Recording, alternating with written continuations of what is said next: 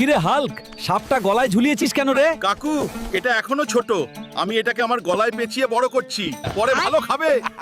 হে সুমাইয়া, এখানে একা একা কি করতাছো? তাতে তোর কি লাভ? পেট মোটা হাল পরে কথা কইস। আর ওরে বাবা, ওই বজ্জাত মোটকা হল, তোর গলায় সাপ পেঁচিয়েছিস কেন? হ্যাঁ, দিদা এটা রাস্তার ধারে পেলাম, ছোট মনে হচ্ছে তাই গলায় ঝুলিয়েছি।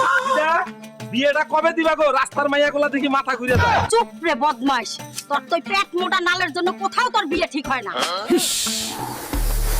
এটা কি করস রে ভাই? চুপ কর, রং করে তোকে হিরো বানাইতেছি। হাল্ক রে, সুমাইয়া, ওগো বাড়িতে বিশাল অ্যানাকোন্ডা সাপ আইছে। চলো কাকু, আজকে সাপ ধরমু, কালকে বিয়া করমু। কাকু, আজকে সুমাইয়ারে বিয়া করার বড় চান্স, হারাইলে শেষ।